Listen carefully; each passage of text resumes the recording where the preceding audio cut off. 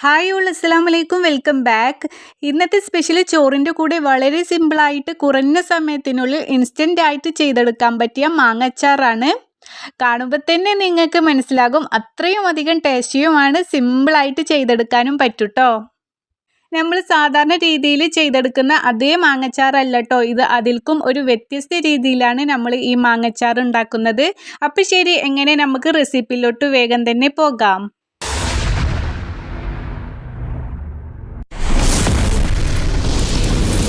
നമ്മുടെ വീട്ടിലുണ്ടായ മാങ്ങ തന്നെയാണ് കേട്ടോ. അപ്പോൾ ഞാൻ 3 മാങ്ങയാണ് പൊട്ടിച്ചെടുത്തിരിക്കുന്നത്. അപ്പോൾ നമുക്ക് ഇത് വെച്ചിട്ട് അടിപൊളി ടേസ്റ്റി ആയിട്ട് ഒരു മാങ്ങച്ചാറ് തയ്യാറാക്കിയെടുക്കാം. അപ്പോൾ നമുക്കിത് ജസ്റ്റ് നീളത്തിലാണ് കട്ടാക്കി എടുക്കേണ്ടത്. എപ്പോഴും കട്ട് ചെയ്യുന്ന പോലെ അല്ല കേട്ടോ, ഒരു സാധാരണ രീതിയിലല്ല, കുറച്ചിങ്ങനെ ലോങ് ആയിട്ട് നമുക്ക് തിന്നായിട്ട് കട്ടാക്കി എടുക്കാം.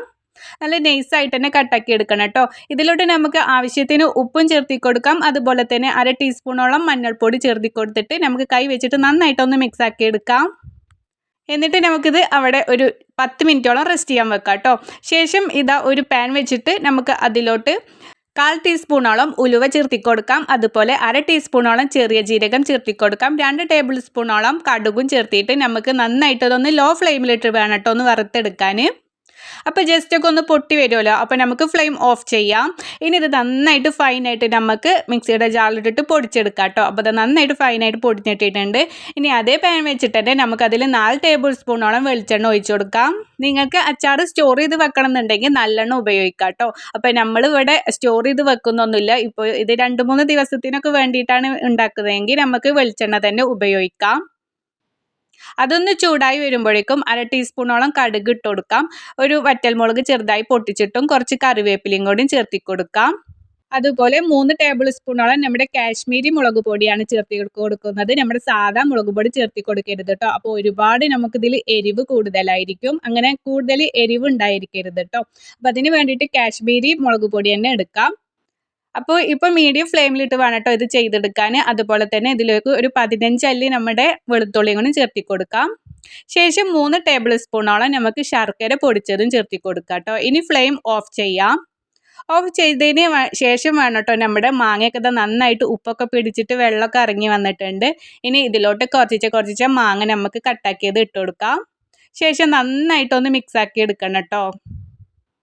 അപ്പോഴേക്കും കുറച്ച് ഇൻഗ്രീഡിയൻസും കൂടി ചേർത്തി കൊടുക്കാനുണ്ട് കേട്ടോ. ഇനി വേണ്ടത് ഇതിലോട്ട് നമ്മൾ പൊടിച്ച് വെച്ച് നമ്മുടെ കടുക്, ഉലുവ, അതുപോലെ ചെറിയ ജീരകം പൊടിച്ച് വെച്ചിട്ടില്ലേ, അത് നമുക്ക് ഇതിലോട്ട് ചേർത്തി കൊടുക്കാം. പിന്നെ ആവശ്യത്തിന് നമുക്ക് കുറച്ച് കായപ്പൊടിയാണ് ചേർത്തി കൊടുക്കാം കേട്ടോ. ഇനി ഉപ്പൊന്നും ഇല്ലെങ്കിൽ നിങ്ങൾക്ക് ലേശം ഉപ്പും കൂടി ചേർത്തി കൊടുക്കാം. ഇനി നമുക്ക് നന്നായിട്ടൊന്ന് മിക്സാക്കി എടുക്കാനുണ്ട്. നമ്മുടെ ആ ഓയിലൊക്കെ താഴത്താണല്ലോ, അതൊക്കെ നന്നായി മിക്സായി വഴറ്റണം. പിന്നെ അതുപോലെ തന്നെ ചൂട് തട്ടി നമ്മുടെ ശർക്കരയൊക്കെ പെട്ടെന്ന് തന്നെ നമുക്കിതിൽ ഉരുകി കിട്ടുമേ.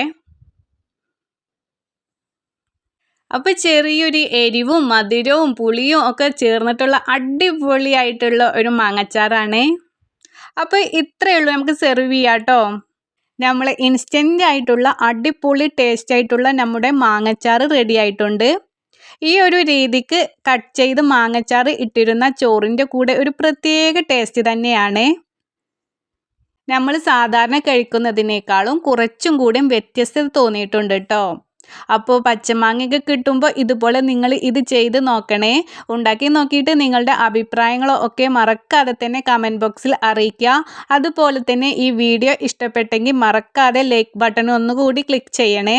നിങ്ങളുടെ ഫാമിലിയും ഫ്രണ്ട്സും ഒക്കെ ആയിട്ട് ഈ വീഡിയോ ഒന്ന് ഷെയർ ചെയ്ത് കൊടുക്കണം. പുതിയതായിട്ട് ഈ ചാനൽ ആദ്യമായിട്ട് കാണുന്നുണ്ടെങ്കിൽ ഇതുവരെ ആയിട്ട് ചാനൽ സബ്സ്ക്രൈബ് ചെയ്തിട്ടില്ലെങ്കിലും നിങ്ങൾ പ്ലീസ് ഒന്ന് സബ്സ്ക്രൈബ് ചെയ്ത് സപ്പോർട്ട് ചെയ്യണേ. ഇൻഷാ അല്ലാ നല്ലൊരു റെസിപ്പിയും കൊണ്ട് വീണ്ടും കാണാട്ടോ. അതുവരേക്കും എല്ലാവരും സേഫ് ആയിരിക്കുക, ഹാപ്പി ആയിരിക്കുക. അപ്പോൾ ഓക്കെ, ബൈ, താങ്ക് യു.